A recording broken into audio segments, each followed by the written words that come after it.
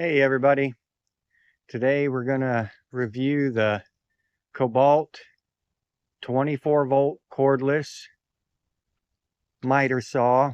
It's dual bevel and sliding. Before we get into that, I need to ask you to go ahead and like and subscribe and ring that bell so you get notified of any new content I put out. All right, let's go ahead and get into the meat and the bones of this thing and see whether it's something you want to invest your money in. First off, because it's a slider, it's got a little more reach than your standard 7 1/4. See, this goes all the way out there. It'll cut an 8-inch board in one cut, but you get out to 10 and 12 inches, you're going to have to flip the board over and make a second cut to get all the way through it. This is your locking mechanism. That'll lock your bevel down into place around there as you spin it. And if we undo this,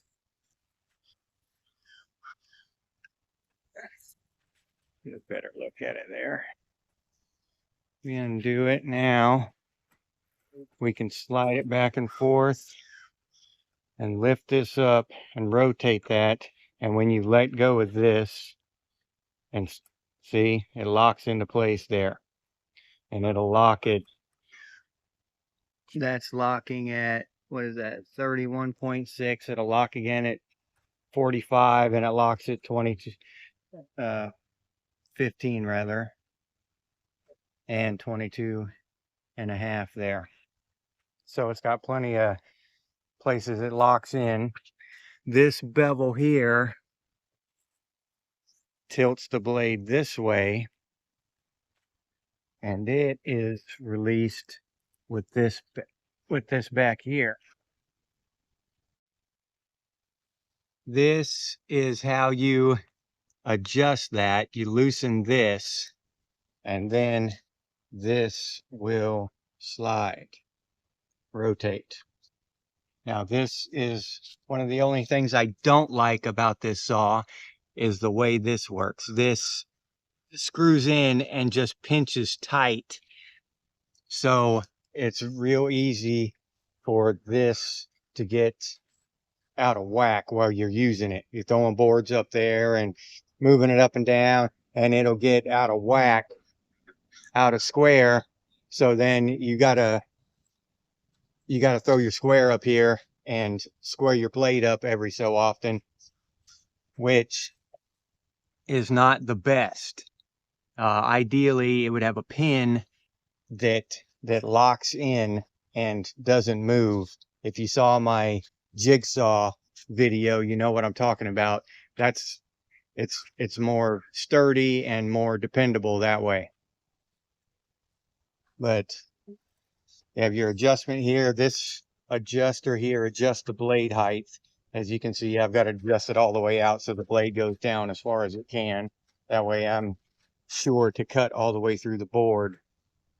I'll demonstrate here in a minute that this will cut through a treated 2x6 without a problem. I've cut through them all day doing different things, repairing decks and docks, and this thing just handles them no problem.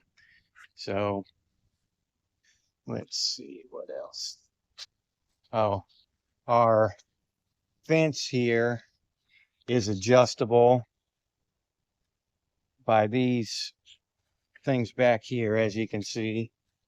But being that it's a small saw, the fence is short. It's not very tall, which really becomes a pain when you're doing taller material. When you're cutting taller material, you can't really cut 5-inch crown or anything like that on this. You can technically if you lay it down flat and miter it at an angle, you know, using this bevel, but that's a real pain.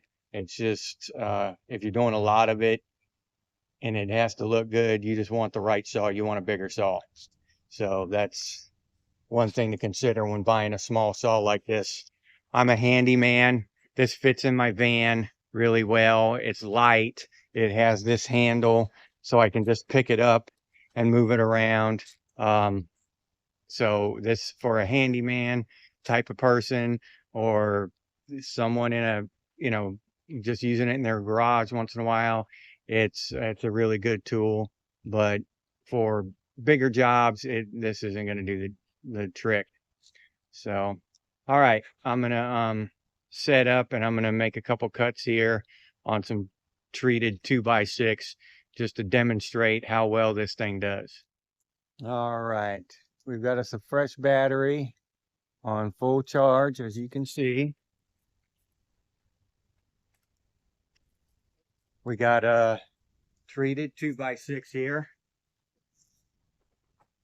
Now, when you're doing this, you want to make sure that you're flat up against your fence and you're flat along here too. If your board is longer sticking out this way, it'll want to tilt like this, and you're going to have to support it over here with something on this end to get it to lay flat. It's important that it lay flat for safety, because once this fast moving blade starts cutting through this wood, it'll get in a bind and it can cause injury or damage to the machine or the lumber if the blade binds up in here. So you want to make sure before you cut that you're square and even and everything's balanced, so you're safe. Safety is the most important thing. You can't finish your build or support your family or do whatever you're trying to do from the hospital. So make sure you're safe first. Wear your safety glasses. Do everything that you can to be safe before you start something like this. So just for a little demonstration, this is treated 2x6 lumber. So I just wanted to show you how well that this little saw will cut through this.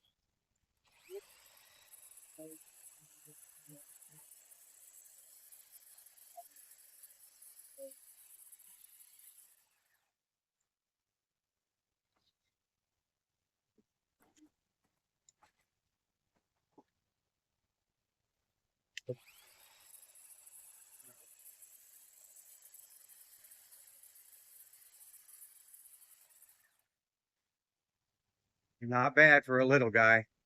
So, and it'll do it all day. And the battery, a 4 amp hour battery will last probably 3 hours cutting like that. So, you want to make sure you have, 3 or 4 of them if you're going to spend all day working. But, it'll do the job for you. And, just remember, yes, you can do it yourself.